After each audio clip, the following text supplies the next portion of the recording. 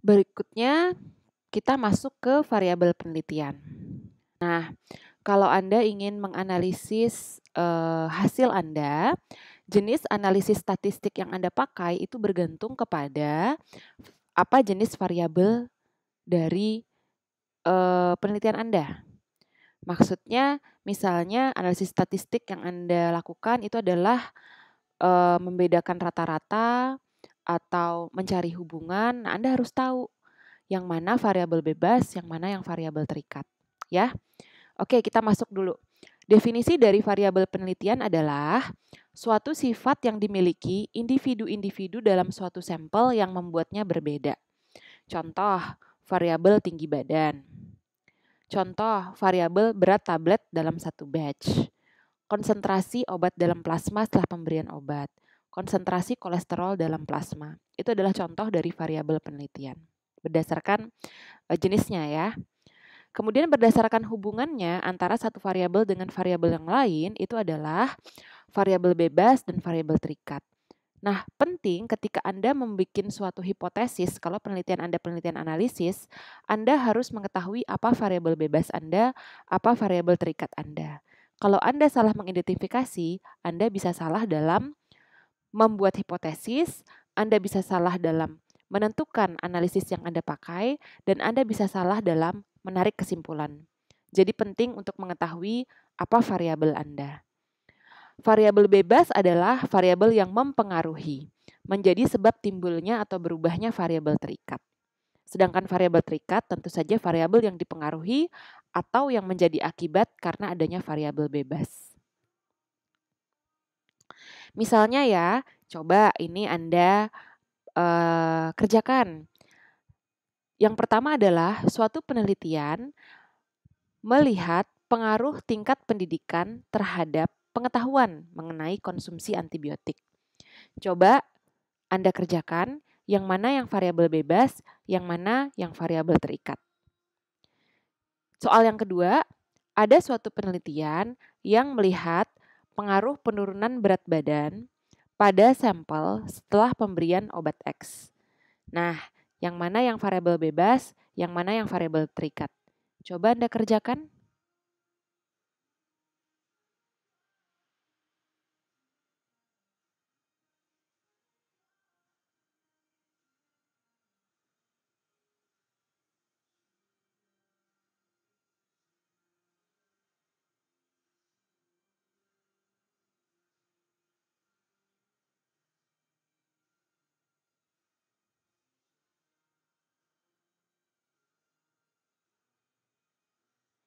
Baik, yang pertama, variabel bebas adalah tingkat pendidikan. Ya, betul. Variabel terikatnya adalah pengetahuan tentang konsumsi antibiotik. Jadi, tingkat pendidikan mempengaruhi pengetahuan tentang konsumsi antibiotik. Ya, jadi variabel bebasnya tingkat pendidikan, variabel terikatnya pengetahuan tentang konsumsi antibiotik. Soal yang kedua, ya, variabel bebasnya adalah obat X. Variabel terikatnya adalah berat badan. Jadi, obat X mempengaruhi berat badan. Oke, lanjut. Nah, di sini skala pengukuran instrumen penelitian. Saya khususkan di sini instrumen penelitiannya berupa kuesioner ya. Jadi, instrumen adalah alat yang digunakan sebagai media untuk mengumpulkan data pada suatu penelitian.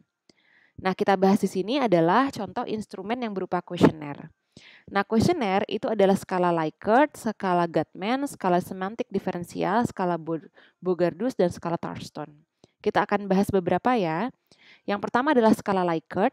Skala Likert adalah skala yang biasa digunakan untuk mengukur sikap, pendapat, atau persepsi seseorang tentang suatu objek atau fenomena tertentu. Misalnya di sini. Contoh skala Likert. Jika sangat tidak setuju diberikan nilai 1, sangat setuju diberikan nilai 5. Misalnya pertanyaannya, menurut Anda kuliah S1 menarik? Kalau Anda misalnya setuju, maka beri nilai 4. Apakah dosen memberikan wawasan selama perkuliahan? Kalau misalnya Anda sangat setuju, Anda beri nilai 5. Apakah dosen mengarahkan ke riset selama perkuliahan? Misalnya Anda tidak tahu, tidak yakin, Anda jawab 3. Ini adalah contoh skala Likert. Kemudian selanjutnya adalah skala Guttman. Skala Guttman adalah skala yang digunakan untuk jawaban yang bersifat tegas, konsisten. Alternatif jawaban pada jenis skala ini hanya 2 biasanya. Benar, salah. Iya, tidak. Yakin, tidak yakin. Positif, negatif. Puas, tidak puas. Jadi jawabannya tidak ada mengambang-ambang. Misalnya kalau skala Likert ini kan tidak tahu, setujunya ada yang setuju banget. Misalnya setuju, ada yang sangat setuju ya. Itu kan jawabannya masih ada gradasi. Sedangkan kalau skala Guttman lebih jelas. Ya atau tidak. Setuju atau sangat tidak setuju. Benar atau salah. Jadi lebih tegas batasannya di skala Guttman ini. Kemudian selanjutnya adalah skala semantik diferensial. Semantik diferensial itu digunakan untuk mengukur sikap. Tidak dalam bentuk pilihan ganda atau checklist, tapi tersusun dalam sebuah garis, di mana yang sangat negatif terletak di paling kiri, yang sangat positif di sebelah kanan. Jadi dia biasanya garis, ada garisnya, kemudian yang paling kiri itu yang biasanya sangat negatif, paling kanan biasanya sangat positif. Menunjukkan keadaan yang sangat bertentangan. Kalau kiri sangat buruk, kanan sangat baik contohnya. Nah, di sini ya contohnya semantik differential scale. Menurut Anda penting nggak sih misalnya penelusuran informasi obat dalam kurikulum S1 farmasi? Kalau misalnya menurut Anda sangat penting, Anda geser ke kiri, sangat tidak penting, itu geser ke kanan. Tadi negatif positif sebenarnya fleksibel ya, mau yang apa. Meskipun mayoritasnya yang paling positif itu kanan. Ini contohnya yang tidak umum gitu ya, agak dibalik. Nah, kalau skala Likert sangat setuju, sangat tidak setuju, kemudian tadi ada di tengah-tengahnya ada beberapa pilihan ya.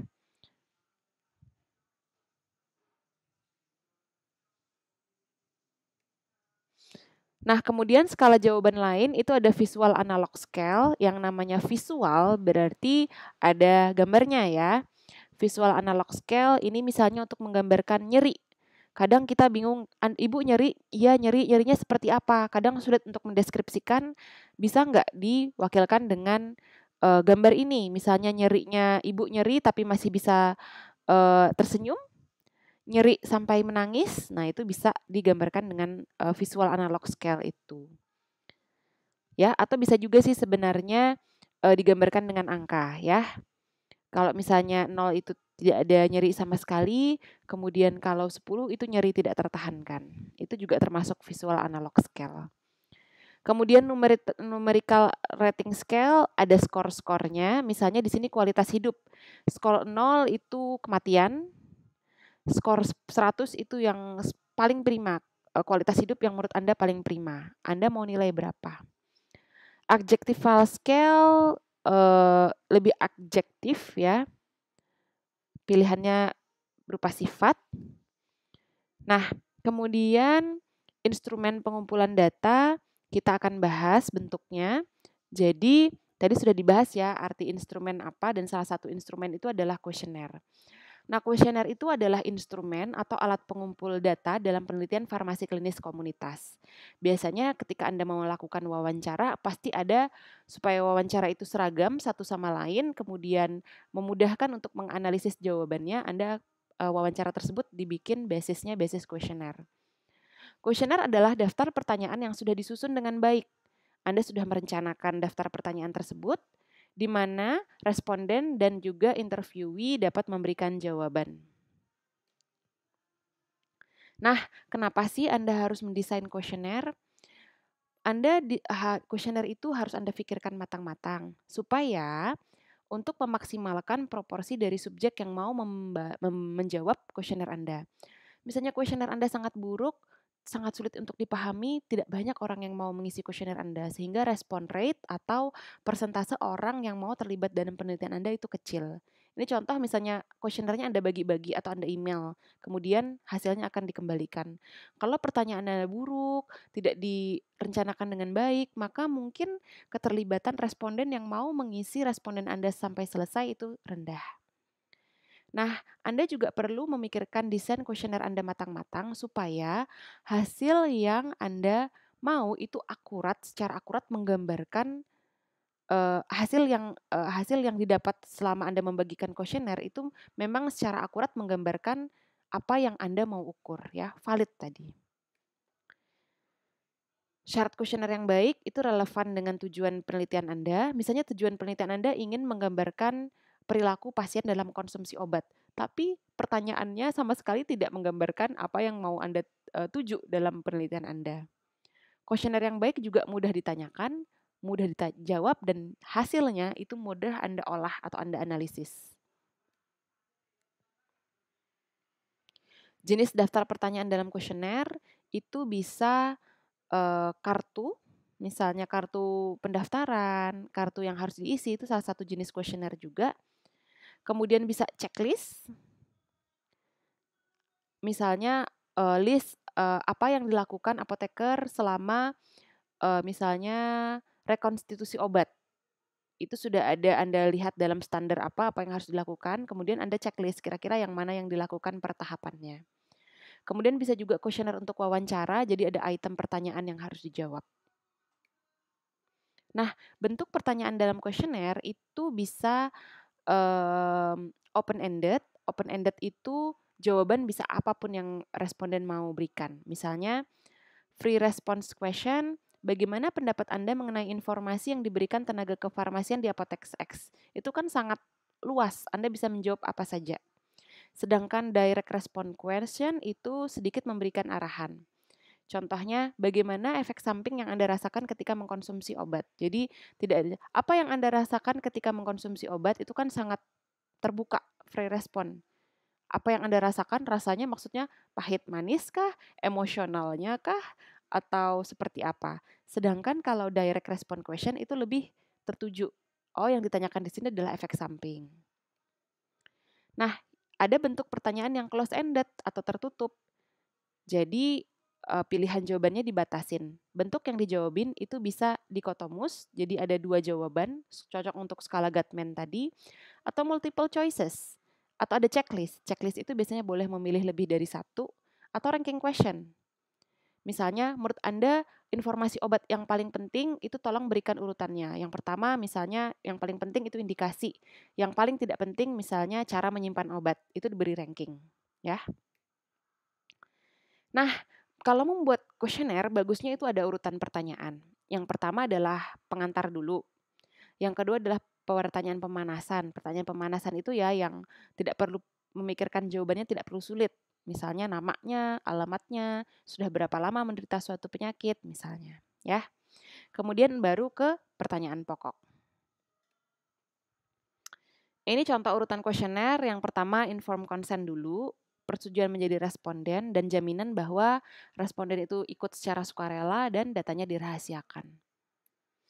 Kemudian bagian 2 itu tentang data umum dulu, pertanyaan pemanasan dulu, kemudian data demografi misalnya ya. Kemudian urutan ketiga baru ke intinya. Misalnya penelitian dari salah satu mahasiswa saya, Anissa Dwi Cahya, itu tentang kepatuhan pengobatan. Jadi yang pertama tentang inform consent dulu, yang kedua baru ke pertanyaan-pertanyaan yang bersifat demografi atau mudah ditanyakan. Misalnya pendidikan terakhir, sudah jumlah obat yang digunakan, berapa lama menderita diabetes, baru ke intinya tentang kepatuhan. Jadi di sini Anissa itu pakai kuesioner MMAS yang ada jawabannya ya atau tidak. Ini termasuk dalam skala Gatman ya, jawabannya tegas ya atau tidak. Ya. Kemudian di sini list, berarti checklist, boleh memilih bukan multiple lagi ya, boleh memilih lebih dari 1. Jawabannya kenapa alasannya tidak patuh minum obat. Ini contoh kuesioner yang lain. Nah, kalau di sini skripsi Fitri Aulia tentang hubungan karakteristik dan pengetahuan tentang obat laksatif dan perilaku somedikasi. Jadi di sini ada pengetahuan tentang obat laksatifnya. Pilih jawaban benar dan salah. Nah, ini yang termasuk skala Gatman tadi ya, ada jawabannya tegas, benar atau salah. Nah, kemudian kalau jawaban pasien ini terhadap pertanyaannya itu benar jawabannya, skornya 1, salah biasanya skornya 0. Nah, kemudian bagaimana cara mengukur bahwa pengetahuannya baik, cukup, kurang? Tadi skornya tadi total, kemudian kalau nilainya misalnya tadi ada 9 pertanyaan, kalau jawaban benarnya itu lebih dari 75% atau, skornya di jumlah 7 sampai 9, maka pengetahuannya dikategorikan baik, ya di sini ada. Kemudian di sini kepatuhan, contoh kuesioner kebutuhan akan informasi obat. Jadi ini, contoh skripsinya Ahmad Refki. Jadi di sini yang contoh skala Likert ya, sangat setuju, setuju, tidak setuju, sangat tidak setuju. Misalnya, setuju nggak sih Bapak Ibu responden bahwa apoteker ketika memberikan obat, dia menyampaikan tentang indikasi obat. Nah, di sini yang sangat setuju ternyata efek samping, yang setuju aja ternyata indikasi, cara atau aturan minum obat misalnya ya. Di sini contoh skala Likert. Kemudian di sini masih skripsinya Ahmad Refki. Di sini adalah kegiatan pemberian obat. Nah, kalau di sini ini kan persepsi. Jadi pasien itu maunya apa sih?